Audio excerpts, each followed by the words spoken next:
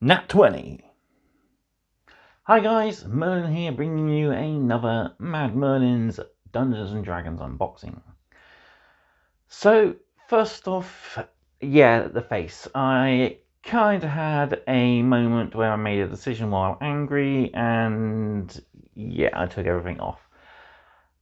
It will grow back though, so I will try to keep a better fashion when it comes to my beard this time round, I think. Like I said in previous videos, I've been through a lot lately. My mental health took a knock, and so has my self-esteem, which had been pretty high of late. And so kind of back to square one. But that's not what I'm here for today. What I'm here for today is this. It's a big black bag. Or rather, a big black bag containing the latest delivery of Dungeons & Dragons Adventurer. So, we've got issues 3, 4, 5 and 6 in here to look at. But before we do, don't forget to, of course, like the video if you are enjoying the content. And if you are, please do consider subscribing to the channel, as it's the only way you can keep up to date with my mad content. Finally, I'd like to keep in contact with all you guys, so drop a comment down below, let me know how you're getting on with Dungeons & Dragons Adventurer yourself. Also, let me know what you think of this. Do you like it? Do you prefer me with a beard? Some feedback might help cheer me up. But finally, there's all the links in the video description down below, including that Mad Merlin's Patreon, where there's a Dungeons & Dragons, or well, a generic partworks tier that you can help support the channel and future content. So, alright, I think let's get over to the table and we'll take a look through these issues quickly, and then of course we'll do our usual video breakdown in separate videos for each issue. So there'll be plenty of content to come in the near future. Right, I'll see you at the table. Right, here we are then guys, let's take a look through this latest delivery. We'll just have a quick flick through each issue, have a look at the free gifts we get, and then of course give you my final thoughts on this delivery, and I'll let you know of course in the future when we are ready to go forward with our individual issue reviews. So let's take a look at this delivery.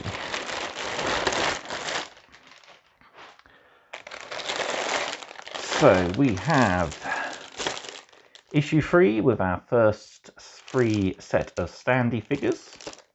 Pretty cool, can't wait to put them together.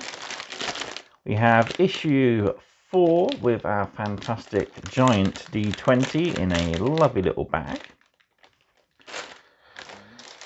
We have issue 5 with, I think, my favourite set of dice yet, actually. It's the red and gold dice. They look really gorgeous. Yeah, definitely think I'm going to be putting them in a tin. Speaking of tin, with issue 6, we get another set of gold dice, this time with black lettering and a slightly darker effect. But they are pretty similar to the ones we've had previously with the white lettering. But yeah, pretty cool nonetheless, but we get a lovely tin as well. Right then, we'll start going through each of the issues individually, and we'll start with issue 3, just so we can have a look at those figures.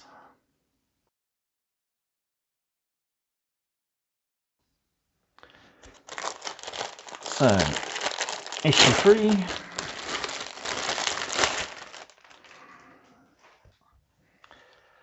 So we've got the magazine and we got our figures. So we've got the assembly instructions here. So from the back of the acrylic sheet, push the miniatures and bases through the protective film out on the acrylic sheet. Miniatures may be placed back into the sheet for storage. So that's pretty cool. Step 2, peel the protective film off the front of the miniatures and bases, and then match the symbols with those on the monster to the base and slot them in.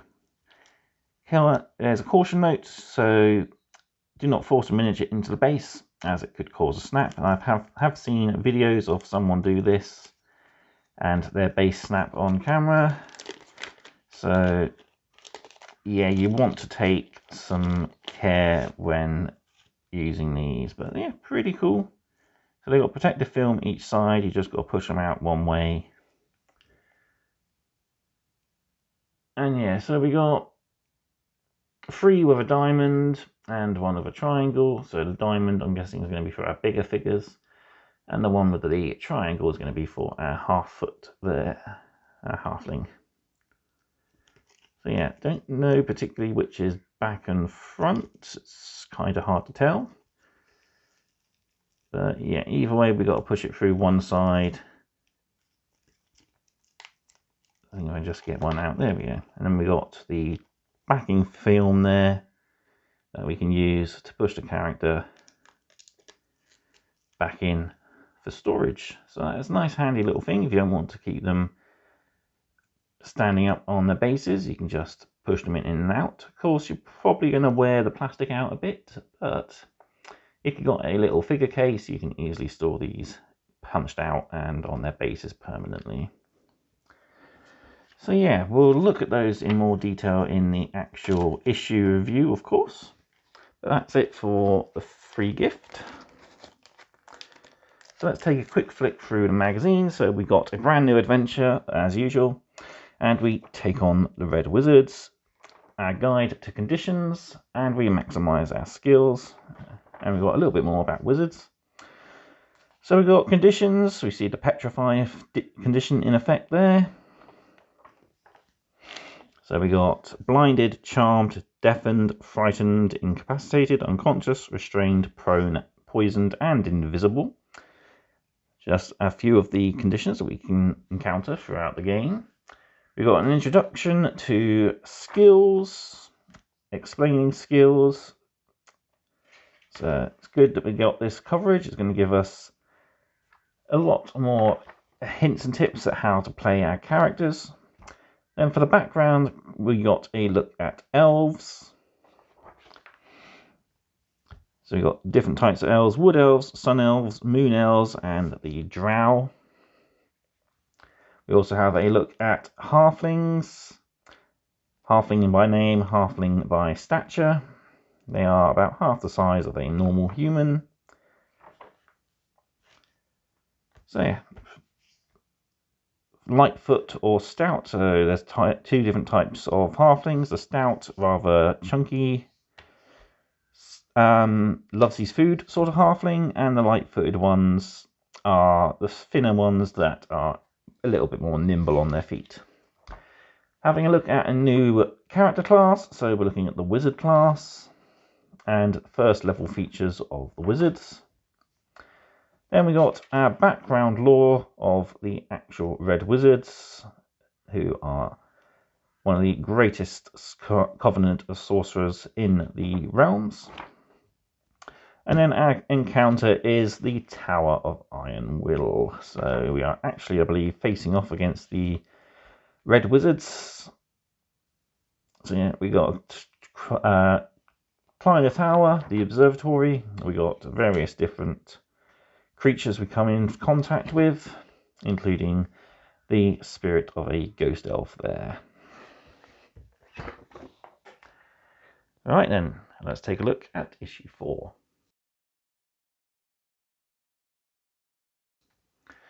So here we have issue 4, and we got that beautiful big D20.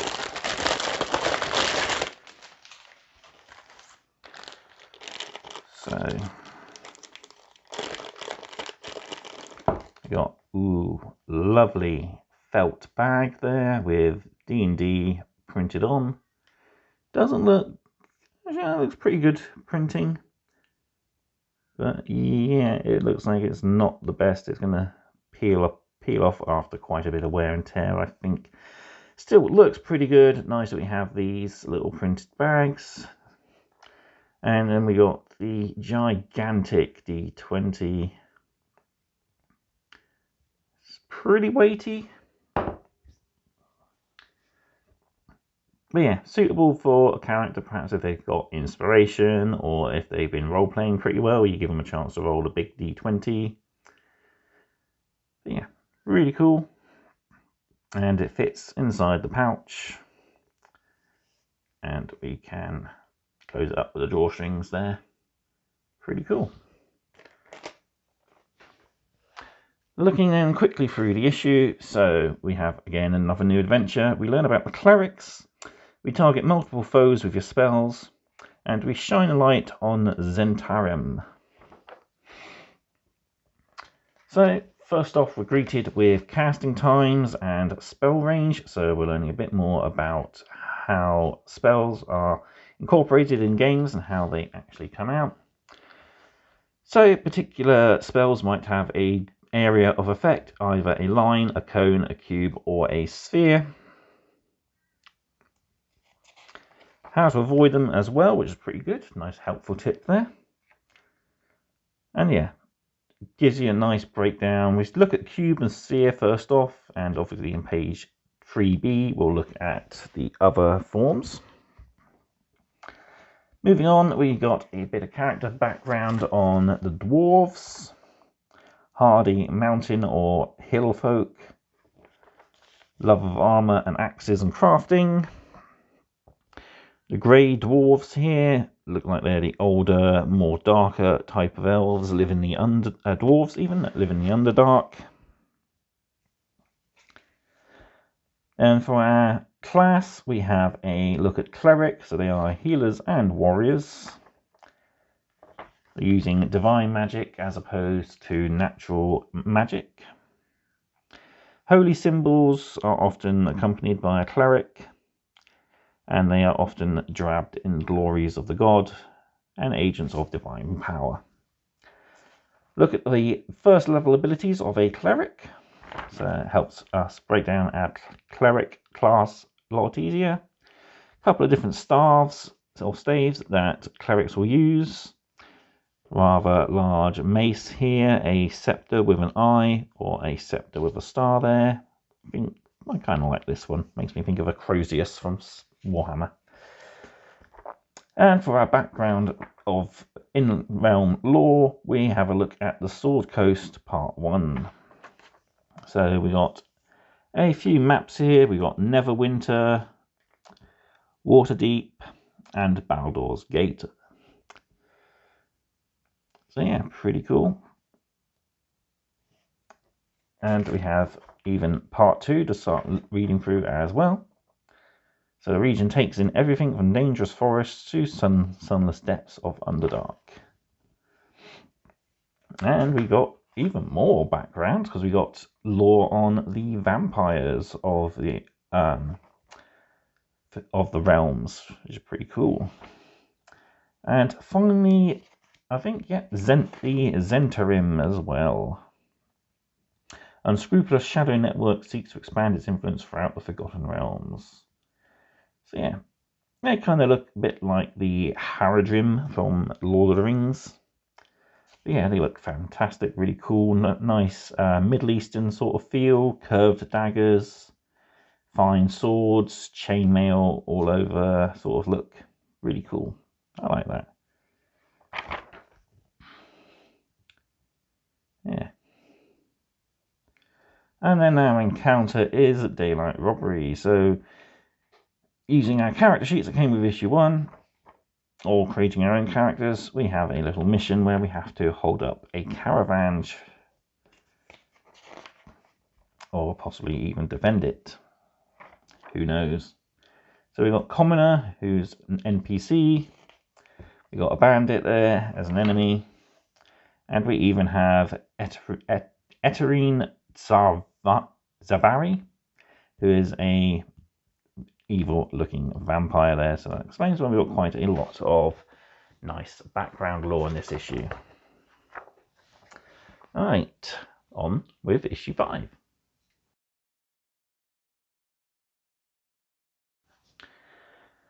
So here we have issue 5, comes with another set of dice. And yeah, I think if you follow Fohammer, he has revealed that the first 10 issues are mostly dice issues. I'm hoping that isn't going to be the continuing case, and I do hope we get more things like the figures. That would be nice. But nevertheless, dice are an integral part to Dungeons and Dragons, and figures are kind of a luxury. But we have these beautiful red and black effect dice with gold lettering and yeah, I can easily say these are my favourites. Let's get them out and have a look at them. Yeah, they look fantastic. So nice, sort of shiny red and black there. Gold lettering looks really good. Give them a quick roll. Not very good. I guess I didn't use my dice tray. Oh, I did get a 12 and a D12 at least. But we'll save the dice tray for the actual in-depth review of the issue, and we'll give them a good rolling then. But yeah, another fantastic set of dice. Like I said, easily my favourite so far. Right, issue 5, we get a new adventure where we enter Neverwinter Wood. We battle living dead. We learn about resistance, vulnerability, and immunity. And what are the 3 pillars? So we got quite a lot of sage advice in this issue by the look of things, which is pretty good. A little bit of character creation stuff focusing on the fighter, and we've got a bit of lore as well. So the 3 pillars, most adventuring activities in D&D fall under the 3 categories of exploration, social interaction and combat. Achieving the right balance between these 3 pillars of play is one of the secrets to a truly satisfying adventure. So yeah, we start looking at social interaction and combat, roll dice or role play, so depending on how you want to act out a particular scene. We learn about the passage of time and how it affects our in-game events. So in combat and on our own, making use of your time. So downtime, we see them playing a battle of wizard's chess. Pretty cool. We learn also about light and dark and how it affects our ability to see in-game. So there'll be plenty of areas where we're in dark depths or even in the bright outdoors. But yeah, pretty cool. Helps set the scenes a lot better. Then we have a bit about damage, how to resist it, how you might be vulnerable to particular types of damage, and some damage you might even be immune to. So yeah, pretty cool. Love that we're getting more and more background, helping explain the rules, how the game works, how your characters will interact. Pretty good. Moving on, we got character section all about fighter, including the first level. So fighters have various different types of garb. So we have a full armor paladin here. Got a light leather and chainmail sort of armor there with a very Zulu type shield and spear. We have the brutal orc-looking warlord there who's got very little in the way of armor, but incorporates skulls, teeth, and plenty of leather work into his armor though, which gives him added benefits, I guess. Yeah, really, really cool. Then we even have a look at the first level fighter. So your tools of war, either melee, ranged. There's the different types of melee and ranged. So simple weapons, martial weaponry. So your simple weapons are things like clubs, daggers, a great club, a hand axe, a javelin, a light hammer, a mace, quarterstaff, sickle or spear, light crossbow, dart, short bow and sling. Martial weapons are stuff like a battle axe, a flail, a glaive, a great axe or great sword, halberd, lance, longsword, a maul, morning star, pike, rapier, scimitar, short sword, trident, war pick, war hammer, and a whip. Ranged martial weapons are blowgun, hand crossbow, heavy crossbow, longbow, and nets. So yeah, we even have a little bit about the second wind ability, which is common to a lot of fighters. And then we take a look at Neverwinter Wood, so part of the local area that is around us. As you see, Neverwinter Wood is just above us. We spend a lot of time down here in Phandalin, and there's the Neverwinter Wood.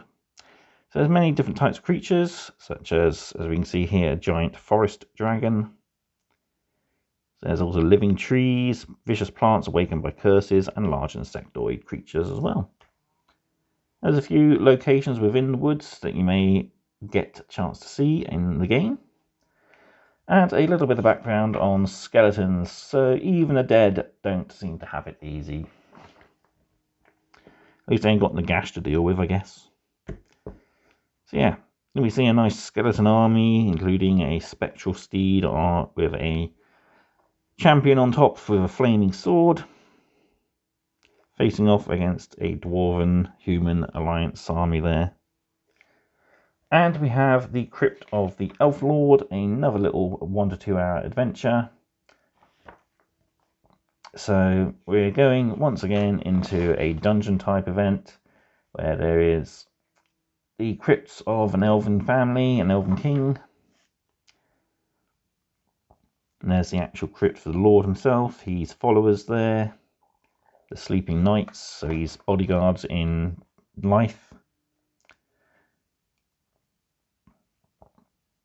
And then, yeah, our enemy is going to be a skeleton and even a blink dog. And we've got a nice little relic item we can pick up, which is a bow.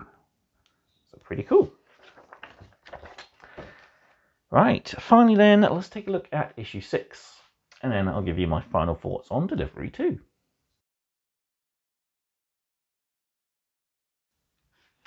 So here we have issue 6, we have a set of dice, and I'm not too sure if this is updated character sheets or replacement character sheets, but we'll have a look at those as well.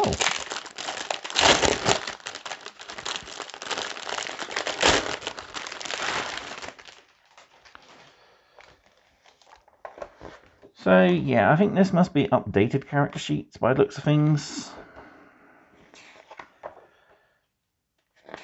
But nice that they are including them with the collection. Save us having to ruin the beautiful printed ones they've given us for issue 1. So our set of dice for this issue come in a lovely tin.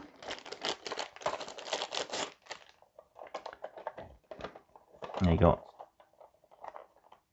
a nice plastic lid. That's pretty cool. And yeah, they're very similar to the ones we got with issue 2. They're a little more orange than yellow. But at least the black stands out quite nicely against that orange. It's like a nice fire effect. So pretty cool. Nice dice. Yeah. And our tin is the same as issue 1. Although mine seems to be a little damaged or worn straight out the tin. And if you see that, I've got some scratches and scrapes on the tin. Don't know if that's intentional or if it's just bad luck on my part. But yeah, we can use the plastic screen to help keep the dice protected at least. But yeah, nice little tin nonetheless. Pretty cool. So we'll have a look at our issue. So again, a new adventure. We have a guide to leveling up, which will explain the character sheets, introduction to orcs, and the kingdom of many arrows. So yeah, a new set of dice and adventures. Yeah, this issue comes with a set of second level characters. Just about to see. There we go. Second level characters sheets for the 4 heroes we've met so far, which includes new features and increased hit points. So yeah, it's nice that we have updated character sheets. That's pretty cool. So we take a look at magic items as part of our sage advice, and that's about it. So yeah, the world of Dungeons & Dragons is filled with many wondrous items. We've encountered a few in our adventures so far. Some are different complexity of rarities, so we go from common, uncommon, rare, very rare, legendary, and an artifact. Some classes have the ability to detect whether a particular item is magical or not. As we see here, we got a halfling, don't know what class particularly, a bit like a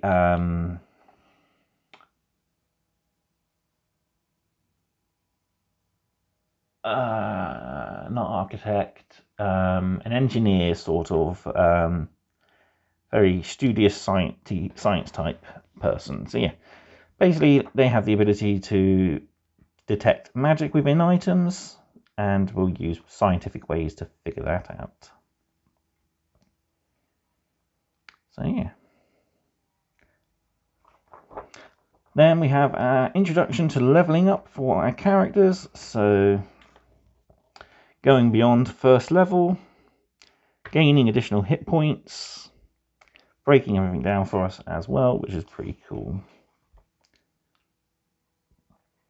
Then we have an introduction to the Orc race.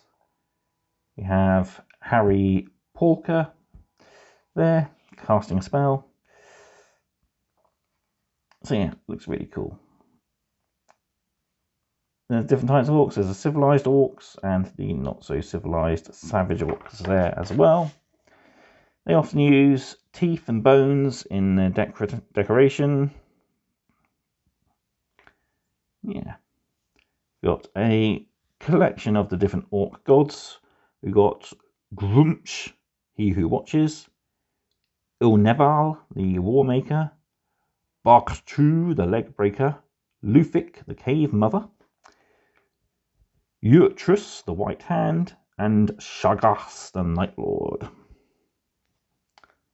Now we see here a poor orc has been denied recruitment by a sorcerer seeking new minions. But he's definitely contemplating the mind flayer there, at least. Hopefully the lawyer doesn't get in. So we have a few pages looking at second level. So we have second level for rogues. Second level for wizards. Second level for clerics. And second level for fighters. So yeah. See a few pieces of artwork getting reused. That one was, I think, issue 3, and that one was issued 1 or 2. So, I was hoping we'd have an exclusive artwork throughout every issue, but we've got a couple of reused pieces there. I guess we can't have exclusive artwork all the time. And yeah, we continue our second level for fighters there. So next up we take a look at the Kingdom of Many Arrows. So the orcs call the Sword Mountains their own, looming above their elven, human and dwarven neighbours. So the orc deity even, Grumsh the One Eye, King Olbold Many Arrows, as it's taken many arrows and he's still not dead, I guess.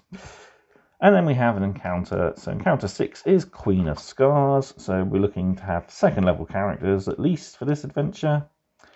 And we'll be encountering some orcs, including the Queen here. And yeah, we've got an orc warrior there and a thug as well. So I'll take a look at the character sheets. I haven't got the other ones down here at the moment, but we can just have a quick flick through these. So we've got obviously improved hit dice, improved hit points as well. We're now a level 2 character. And yeah, any other new abilities we've had. You can of course transfer over any magic weapons you've picked up. So yeah, pretty cool nonetheless.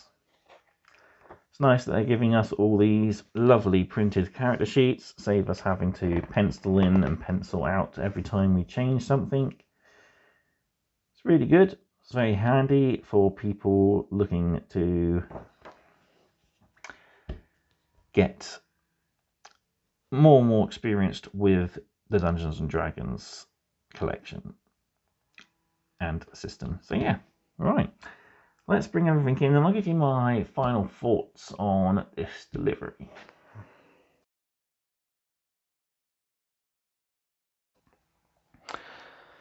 So that's it for delivery 2 of Dungeons and Dragons Adventurer, and a pretty packed delivery. I think for standouts, I'm a sucker for having physical representations of characters and monsters. So I think these are probably a good standout, but other than that, I really do like these dice. So yeah, some pretty good things we get in the delivery. Another dice tin, so keep your favourite sets nice and protected at least. I think I'll definitely be putting these ones in here. So that's twice I've actually swapped over one set for another. We also have, of course, that beautiful gold and red D20. So yeah, it's nice that we're seeing coloured specifics for each stage of the collection, because I believe it mentioned in the introduction booklet to the collection that red and gold would be a common theme for the first few mini campaign. Then campaign 2 on is going to be a blue and silver theme, which is going to be quite nice. It's going to give us a nice selection of dice to add to our collection and allow people to choose their favourites for when they play adventures with us. The magazines for this issue are really good. There's some nice lore, especially I think issue 4 and 5 had a good bit of background on particular enemies and locations. Issue 6 was fantastic for explaining how to level up our characters and even giving us an introduction to second level skills that our characters will be able to use. But yeah, it's nice to see the missions are still playing fairly simple, very few enemies, a good chance for role-playing and a good chance for combat. Plenty more sage advice as well on how best to enjoy playing Dungeons & Dragons with your friends or yourself if you are a bit like me, very limited on the friends department. I do have quite a few, but mostly they are card game friends rather than roleplay friends. But yeah, it's nice to see, again, a nice lot of new information given to us. I will be doing my usual reading one issue a week and of course posting one video a week, ready for leading up to my next delivery. I did go through a phase with Imperium where I posted everything as soon as I got the delivery, and it left me having weeks where I weren't posting any videos. So I'm definitely doing a better job of having a regular update of at least 1 to 2 videos a week, as I have my Stormbringer content. I'm putting up 1 issue a week at the moment. And of course I'll be having my Dungeons & Dragons videos as well. So what will the next delivery include? Well, as I mentioned earlier in the video, at least up to issue 10 is still more dice. I know there's a glow-in-the-dark set coming, there's a metal set coming, and I'm trying to think what the other ones were. I think we do start to see the start of the blue and silver dice soon as well. But yeah, really loving the red and gold sets. They're pretty cool. Definitely swapping over these once I've done my issue reviews. But yeah, I think that's about it. So a solid delivery. I really hope we do see more of these in future deliveries and issues. I would really like for us to get sets with exclusive monsters, and as we can see here, this one sort of has characters and even mounts. So that'd be pretty cool if we had those. Yeah, definitely looking forward to it in the future if we get the chance to have more of these awesome little gifts. So keep up to date with Fohammer if you haven't already. He will be revealing the contents lists when available. Keep an eye on the Hachette website for when they update with new issues. We're so far up to issue 9 on there, I believe, last time I checked. So yeah, we'll be looking at issues 7, 8, 9 and 10 in the next video, plus we get our first folder, I believe. So there'll be plenty more to come. I know we're getting introduced to a brand new character class and race, so that'd be quite interesting to learn about. And yeah, plenty more to come. So final ratings then, I think a solid 8 out of 10. I think we'll give this one. Bit repetitive on yet again more dice, but dice are essential to the game system. But if, like me, you've already got some, you're not going to need too many more. I like the inclusion of the figures and the giant dice. It makes a nice reward sort of thing for people who have played well in their sessions and are rewarded with the use of a giant version of the D20. Nice little leather pouch with some printing on for D&D Adventurer. Doesn't seem to be the best. Mine already seems like it's starting to peel out of the packet. As long as I keep it well cared for, it should last a while, I reckon. And usually Hachette have been pretty good with their quality of stuff over the years. Yeah, there we have it. I think I've gone on long enough. Let me know what you thought of this delivery yourself. Do you think 8 out of 10 is too generous or just about right? I think, yeah, it's about right. We do get some really good stuff, and I am really enjoying all the background information we get as well. So, yeah, I'm off to read these. Let me know again in the comment section down below what you think of it, and how are you getting on with your Dungeons and Dragons Adventure collection. Also, let me know if you've been playing the missions and how you have found them. I am going to be looking up how to do these adventures myself. Maybe rope in some of my role-playing friends if possible as well. So, thank you all very much for watching, and until next time, keep rolling those crits. Thank you, and goodbye.